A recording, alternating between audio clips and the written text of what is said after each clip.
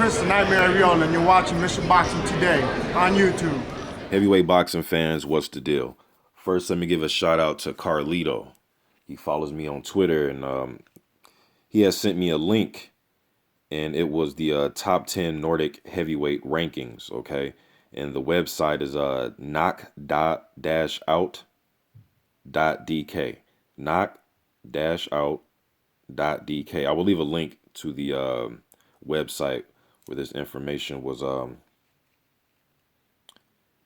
posted. So I was looking at the top 10. I'm not gonna lie to you. Some of these guys I've never heard of. Okay, like at number 10, they had a guy named Ed Munso.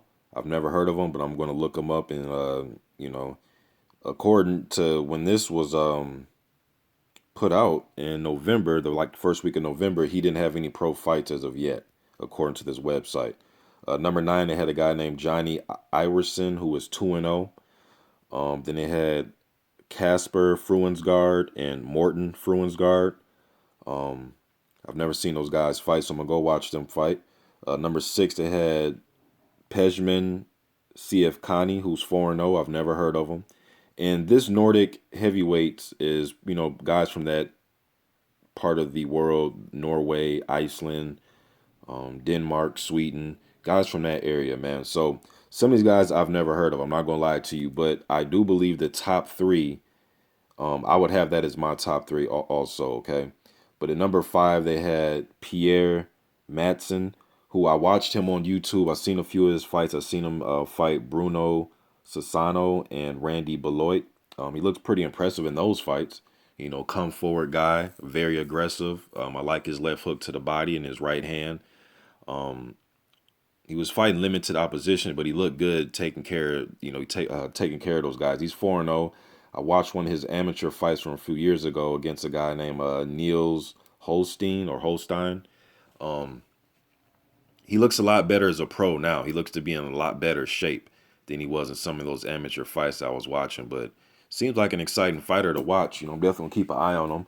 But they have him rated at number 5.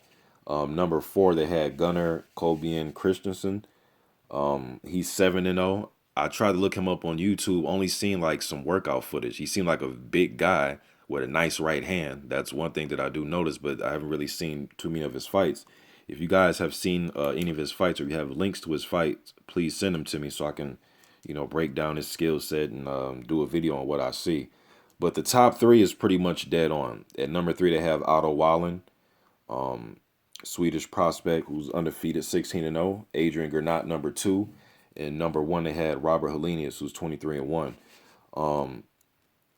Helenius, how I have him number 1. He did lose the Duopa in his last fight, but he was the first guy to beat Gregory Tony. Gregory Tony, I believe he was the first one to beat Carlos Takam. And that fight's on YouTube. Pretty entertaining fight. Tony was fighting off the back foot. Tony just lost his most recent fight to Israel Ganu, undefeated Polish prospect who fights with Kevin Berry in that Joseph Parker camp. But anyways, Helenius, he has the resume over these other guys, man. He beat Liakovic and Chisura and Samuel Peter, and he beat France Real, the first guy to beat France Real, beat Layman Brewster. And since that Duopa loss, he came back and he beat Constantine Ayers. He's going to fight next month against, who's the guy he's fighting next month? Gonzalo Omar Basil, that guy who's like 68 wins with like 10 losses. I believe that guy's from Argentina, but that guy has pretty much fought all his fights in his own country. He's a big guy, 6'6", 42 years old, but hasn't really fought out of his country that much. And he's going over to Finland to fight Helenius. And I think Helenius should be able to take care of business in that fight. But Helenius just has the resume and he has the experience over Granat and Wallin at this stage. But one thing that Granat and Wallin both have on their side is youth. Helenius got those guys by about 7 or 8 years. They're senior in age. Both those guys are around about 25 years old. But if you were to ask me who has the highest ceiling, I would say Granat. Although Helenius has stepped up, man, and fought some good, decent competition. But I think Granat looks like he has the highest ceiling, in my opinion. This is all, just my opinion. Looks to be a little bit more fluid as a fighter. has a very heavy right hand. Uh, just looks to be the more fluid fighter. He looks a little bit more balanced. Footwork looks a little bit better. Hand speed looks a little bit better. Seems to have a toughness. Like he could have easily fell apart in that France rail fight, the first few rounds of the fight, because he came out kind of sluggish, and then he picked it up and was able to apply the pressure and find a home for his big shots. Um, Otto Wallin is a guy. He may be the fleet of foot guy out of the bunch. Good hand speed, southpaw. I know he's in the Anthony Joshua camp. He will be taking on the toughest challenge of his career next month. Man. He's going to be fighting American Eugene Hill, who's 34 wins, 1 loss, 22 KOs. Now, some of you may say, hey, who the hell is that guy? He's 34-1 American, 34-1 record with 22 KOs. The guy who he did lose against in the decision, he actually beat that guy. So he's actually beat everybody who he's fought. Why isn't he, why doesn't anybody really know about him? And partly because a lot of his fights have taken place in Texas or that area. I thought he would be a good choice for Trey Lippe Morrison, being that Morrison fights out of Oklahoma. But anyways, this would be Hill's first fight out of the U.S. as a professional, and he will be fighting in Wallin's backyard. So we'll see how, what type of effect that takes. But Wallin is what, 6'5", 6'6". Hill is, I believe he's 5'11", 38 years old. His weight fluctuates up and down. He'll be 240 in one fight, then he'll be 260 in another fight, but has experience and he's tough. He will be coming to win. He has a winning attitude. The guy's beating everybody who he's fought. So he's going to try to apply the pressure, put up the high guard, and try to come forward. Wallin, you would think, the youth and the foot speed and being able to use his jab and dictate the pace and the range of Hill. If Hill can't find a way to get around that jab and cut the ring off, he's going to be in for a long night chasing Wallin around the ring. But it's going to be that's a big step up for Wallin, because not so much of the size of Eugene Hill but just the experience. And even though he's fought guys who aren't world beaters, so to speak, but he is 34-1. He's beat Nick Gueves. Jamal Woods is another tough guy. So.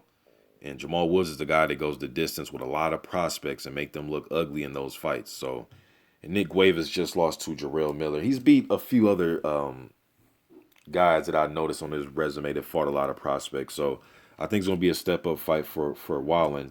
But I think this top 3 is about the same way I'll have it. These other guys, like I said, Pierre Madsen and some of these other guys, I will have to watch them fight more and to really break down the rest of these guys. But the top 3 is about right. I think Granat probably has the highest ceiling of them all as far as talent. And I heard good stories about Granat and sparring. I actually have a friend that writes out in Sweden, and we go back and forth about Granat and Wallin all the time. And heard a lot of stories about Granat, man. Some good sparring sessions with Vladimir. I actually heard Vladimir, this is just all rumor, but I heard Vladimir Klitschko didn't want him back in camp. It's just rumor, but heard he gave Klitschko very good work leading into that first Tyson Fury fight. Some people, just saying rumor, were saying that Granat probably took a lot out of Klitschko in that camp. It's just rumor again, okay? Granat was also has some sparring with Alexander Povetkin. From what I've heard from that camp, this is when Povetkin was preparing for Deontay Wilder. And what I heard from that camp is Granat was more than just a sparring partner in that camp also. I heard he did good work in that camp.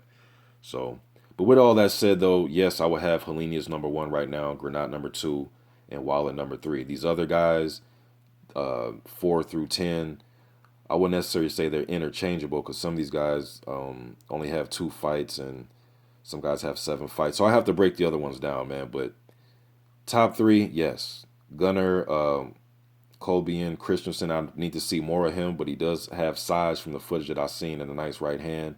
Pierre Madsen seems a little, seems entertaining, as a fighter. Come forward, likes throw combinations. Like I said, I like his left hook to the body and his right hand, but need to see these guys step up. But Granat just won that IBF, what is it, the Intercontinental title or the International title? The minor title from the IBF, which is a step up for him. He also beat Konstantin Eric, the guy that Helenius came back and beat older Danny Williams and Michael Sprott, and he knocked out France Real. Helenius couldn't knock out France Real. Knocked him down, hurt him. And Real was the substitute for Erkin Tepper when Tepper was supposed to fight Robert Helenius. But Helenius did drop Real a few times in that fight, but he couldn't knock him out. And Granat put him to sleep. So just my opinion on this, man. You guys let me know what you think in the comment section. I'm out.